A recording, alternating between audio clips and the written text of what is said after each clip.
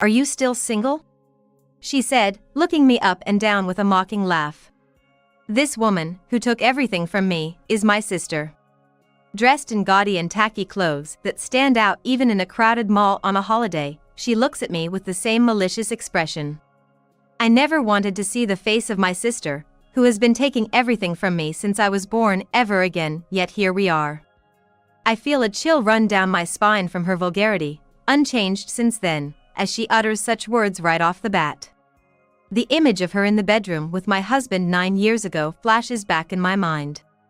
My sister, playing the role of the utmost victim, says while sneakily glancing at me, I'm the worst one. My family blames me, believing her words. I haven't forgotten the look on my sister's face, mocking my despair. She probably wants to mock me again.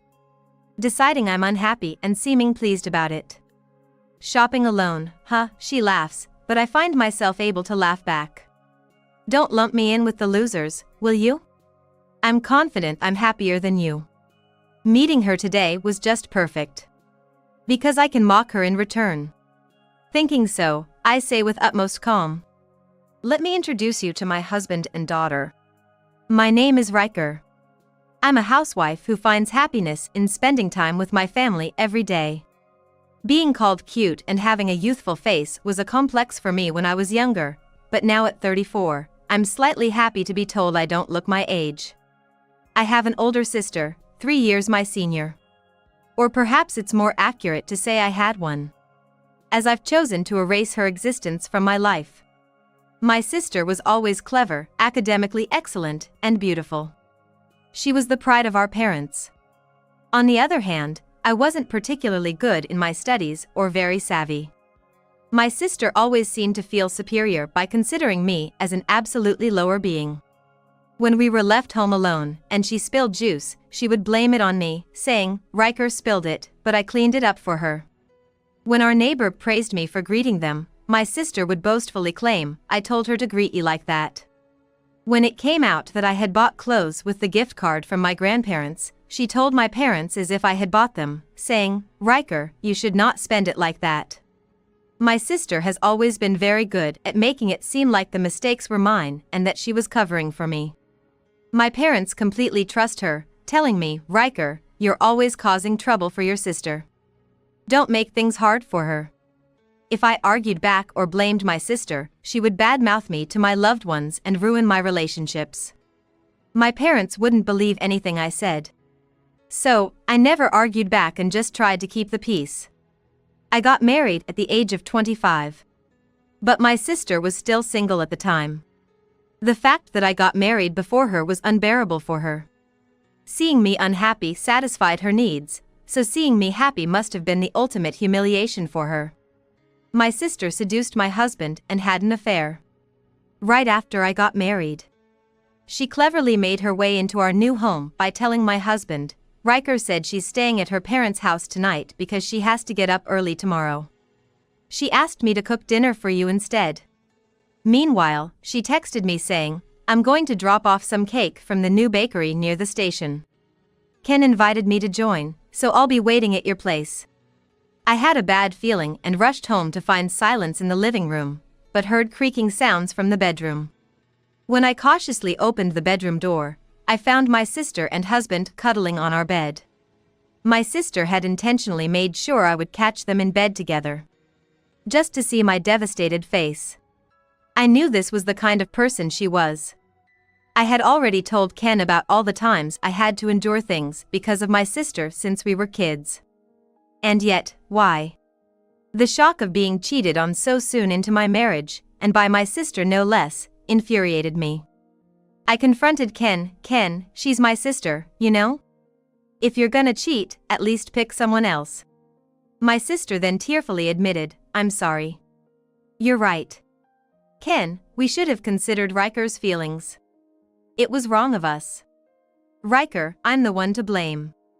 I'm sorry. But inwardly, she was probably laughing. She wanted to see this face of mine. That's not the kind of person who would genuinely show such a remorseful attitude. It was so forced it was laughable. I have nothing to say to you. Then Ken defiantly said, no, it's not Sala's fault. I've been attracted to Sala for a long time. It's all on me. I've never met someone as beautiful, inside and out, as her before. It's not Ken's fault. It's mine, my sister said. What am I being shown here? Perpetrators covering for each other. Seriously, he's been attracted to her from way before? And she's supposed to be a person with a beautiful soul? I can only sigh in disbelief. If he really knew my sister's true nature, he wouldn't say such things. You know, generally speaking, there's no doubt both of you are at fault. But first, Ken and I need to have a conversation as a couple, so please, Sala, just stay quiet, I said, attempting to speak with my husband when the doorbell rang. It was our parents at the door. We got a call from Sala telling us to check on Riker. What's all this commotion? Sala is crying, isn't she? As soon as they stepped in and saw my sister crying, they lashed out at me. You have such a caring sister, and yet you yell at her? Something's wrong with you, Riker, they scolded.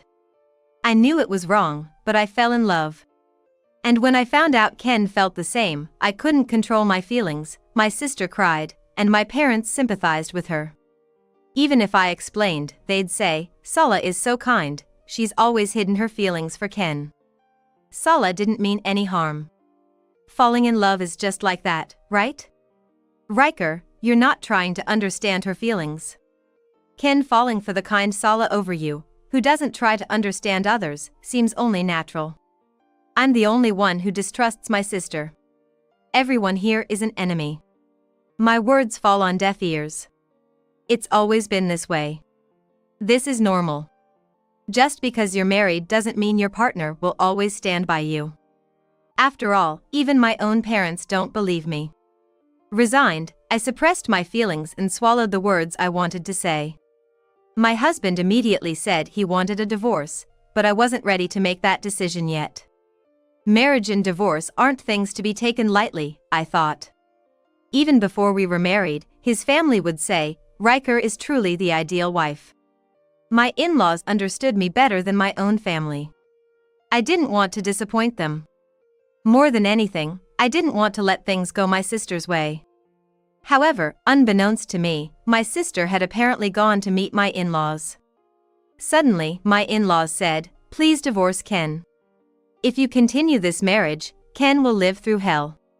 We can't stand to see Ken become unhappy because of you. I didn't understand what they were told, but it seemed like my in-laws thought of me as the bad guy. Eventually, even my in-laws sided with my sister. At home, my husband kept pressuring me to sign the divorce papers every day. Our home became an uncomfortable space. I lost my appetite. In front of me, my husband would keep calling, saying, just wait a little longer. I haven't signed the divorce papers yet. It's okay, I only love Sala. Exhausted mentally and physically, one day, I signed the divorce papers and submitted them. In an empty room, I wrote my last letter. I've submitted the divorce papers. My happiness vanished in a moment. Just like you don't need me, I don't need you anymore. I have no family. I don't plan to contact or see you ever again. The apology for the wounds I've suffered will be paid in the form of alimony. I'll hire a lawyer, so please direct any future correspondence to them. Goodbye. I wrote this letter thinking it would surely be shown not just to my sister but also to my parents and in-laws. This is what you call cutting ties. I've finally become alone.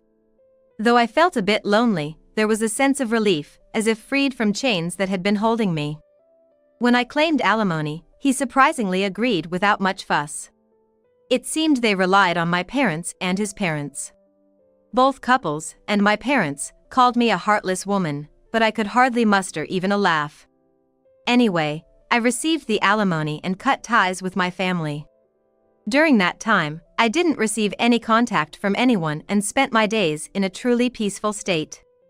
9 years later, I was living in a different place from my hometown and visited a newly opened mall. When I felt someone's gaze and looked around, I locked eyes with a woman dressed in flashy colors. Her eyes seemed to be glaring, yet smiling. A chill ran down my spine, and suddenly, I couldn't move my legs. I knew those eyes. It was my sister. With the same disdainful look she's always had, my sister approached me and whispered, "Long time no see. You haven't changed a bit. Shopping alone, huh? Are you still single?" If it were the old me, I might have just looked down without saying a word. But this time, for some reason, I was utterly calm.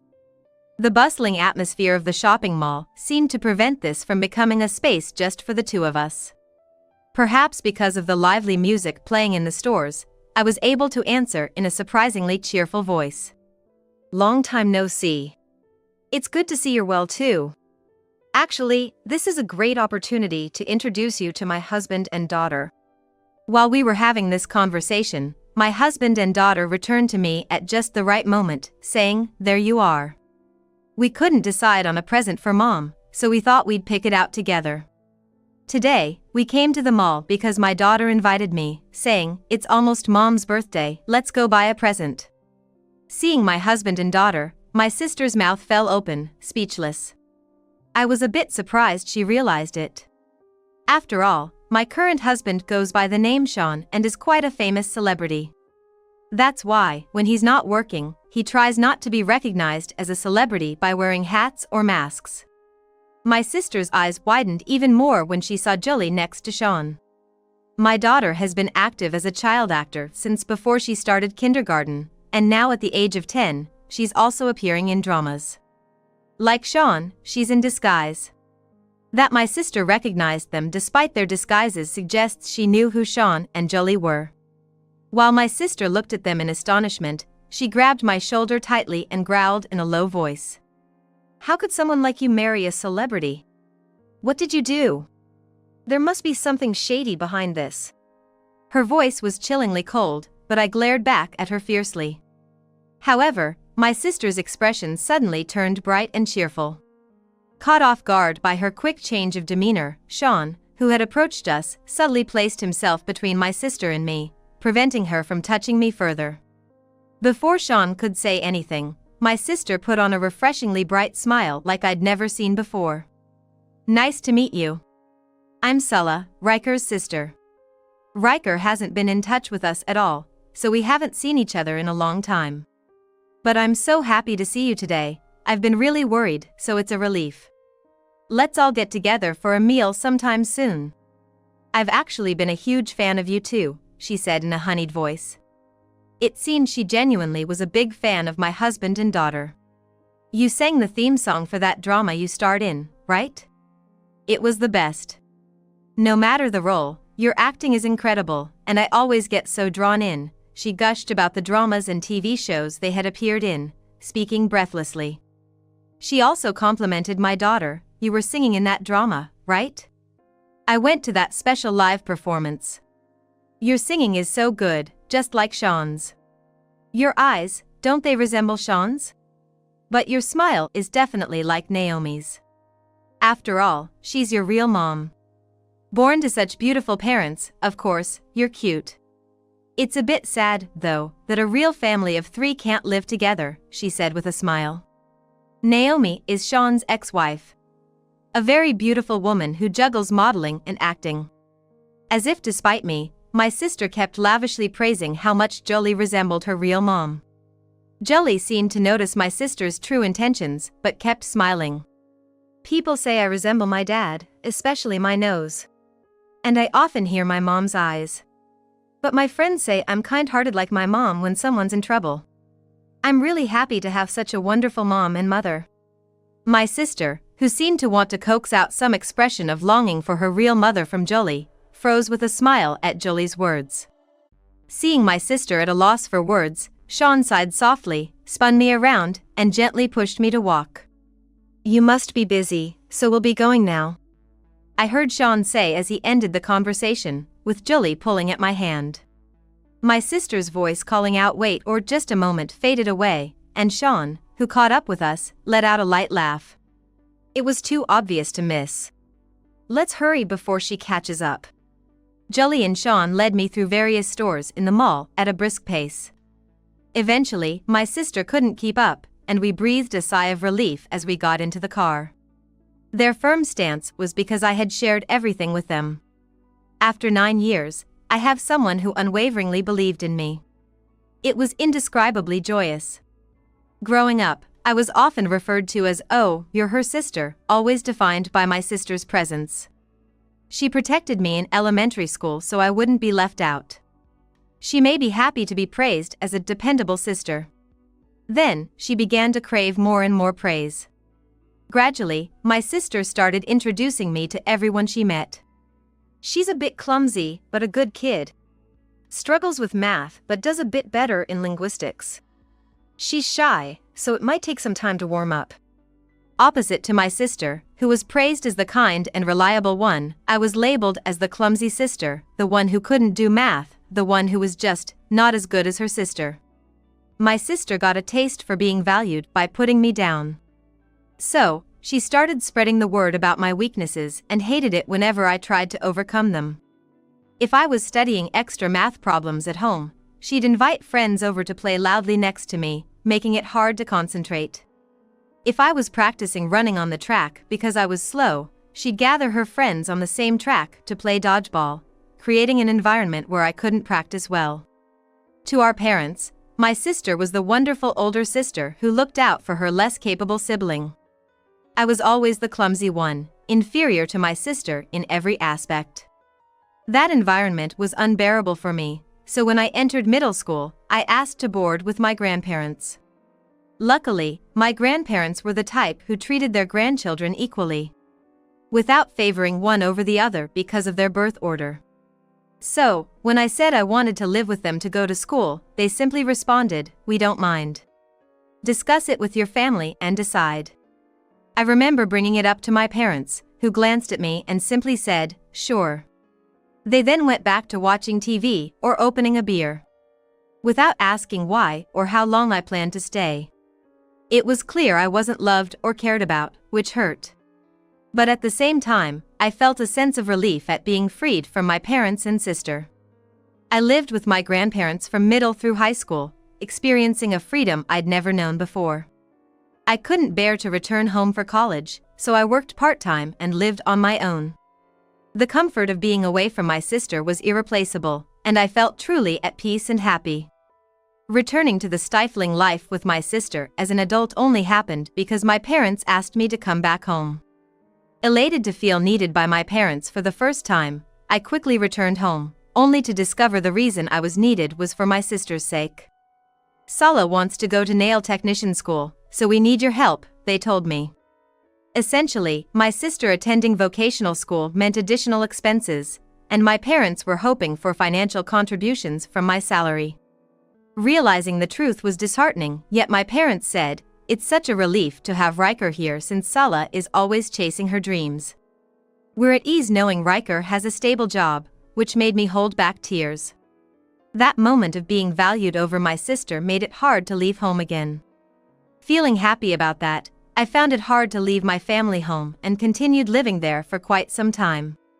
That's when I met and married my ex-husband, only to be betrayed by him, my sister, and my parents, leaving me alone again. Amidst this despair, I managed to pick myself up and start living on my own again. Then, the invitation to my high school reunion arrived. Sparked a desire to return to my true self and reconnect with people who knew the real me. And then, I reconnected with Sean at the reunion. When Sean showed up at the reunion, everyone was shocked. We never thought the Sean from our class and the celebrity Sean were the same person, everyone said. And for good reason. Back in high school, Sean was more of the inconspicuous type. He wasn't exceptionally good in his studies, but he wasn't a troublemaker either. He was always smiling gently among us, but wasn't the kind to leave a strong impression. He talked with a laugh, where I could see glimpses of the high school Sean. In high school, Sean and I were reasonably good friends, but nothing beyond friends. So, I had no intention of approaching the now popular Sean at the reunion. It was when I went to get a drink alone. "Riker!" Sean greeted me with a smile. "Do you remember me? Or maybe not. Since you were stunning, I probably wasn't even in your sights," he said while scratching his head, making me laugh involuntarily. "Me?" Then he looked at me seriously and said, "It's true. I was taken aback. I remember you, Sean. We were on the cultural festival leader together. You always took on the jobs everyone else found too bothersome, always with a smile. I had thought that was admirable. The idea of someone willingly doing something for others amazed me. You were the same, Riker. I know. You were always the last to leave the meetings. Your name was always on the key return list. You stayed behind to clean up after everyone had gone, didn't you? Oh, someone had been watching. I was praised for something I thought was just natural to do. Over 10 years ago, yet he remembered it all so clearly. I found myself naturally saying, thank you. Sean, scratching his head again, replied, thank you too. Then he added, Riker, would you like to go out for a drink sometime? Actually, I came today wanting to see you. But now that we've met, I find myself wanting to talk more. Surprised by the unexpected invitation, I too realized I wanted to talk more. Forgetting that he was a celebrity, I agreed, yes, I'd love to. From then on, we began to enjoy our time together, just the two of us. He even introduced me to his daughter, Jolie. Far from rejecting me, she said, my dad always gets so much help from you. It's a secret from Dad, okay? It's a bit lonely being with the sitter, she confided in me. In that moment, I found myself wanting to be there not just for Sean but for this child too, despite the complication of his ex-wife. Sean had told me he and his ex-wife, a famous and popular actress named Naomi, had grown apart due to work and family, leading to their divorce. Jolie's wishes were prioritized in the custody arrangement. Though Sean often relied on a sitter due to his busy schedule, Naomi was even busier, mainly relying on sitters and barely able to see Jolie once a month. Jolie chose to live with Sean, seeing Naomi once a month. Then one day, the news of Naomi's remarriage was announced. Her new husband was an actor based overseas, and Naomi had moved there too. I immediately worried about Jolie and went to see her. She knew in advance and bravely said, my mom's making her Hollywood debut. Yet, I could hear the loneliness in her voice. Moving overseas would make even monthly visits difficult. Unable to bear it, I hugged her tightly. Feeling strongly that I wanted to be by her side, blood relation or not, to prevent her loneliness. From then on, I kept in touch with Jolie daily, visiting whenever I could. We talked about everything, from school to work.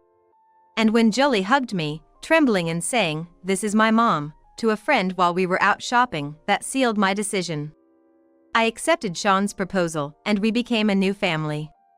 After our encounter at the mall, my sister and ex-husband relentlessly tried to contact me through phone calls, emails, messages, and letters, saying things like, I want to see you soon, when are you available, and may I visit you? Whether they wanted to get close to a celebrity or were after money, I couldn't tell, but they were desperate to ingratiate themselves with me. They even sent words of regret about the past 9 years, saying, I'm sorry for what happened, I was wrong, I never intended to take everything from you, Riker, you are my only and precious sister. However, I haven't forgotten what happened 9 years ago. No matter if they begged, I had no intention of forgiving them. When I cut off contact, they went as far as ambushing Jolie at her school, pleading with her, please ask your mom and dad, and tell them your aunt and uncle love you. They lied to our classmates, claiming, Riker's parents are critically ill, but we can't get in touch, to extract our address and lay in wait at our home. They even introduced themselves as our relatives to the neighbors, saying, we're moving nearby soon. Feeling threatened, we decided to move. Being celebrities, Sean and Jolie had many resources to escape.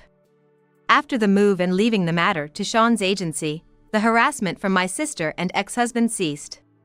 Even after losing contact, my sister desperately followed Sean around. Maybe she couldn't resist the urge to snatch Sean, whom she had always been a big fan of. Or perhaps she found meaning in stealing my happiness. Having already taken a husband from me once, she probably thought she could do it again. But for Sean, my sister was nothing more than a dangerous person.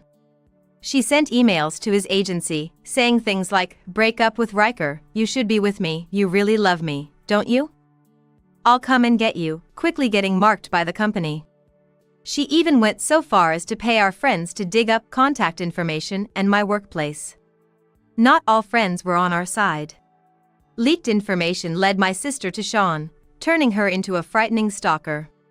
I once caught a glimpse of my sister chasing after Sean. Dressed in high-end clothes and bags, with beautifully groomed hair and glamorous makeup. Her bloodshot eyes and sunken cheeks ruined her beauty. She looked frightfully thin, as if she had been on an extreme diet.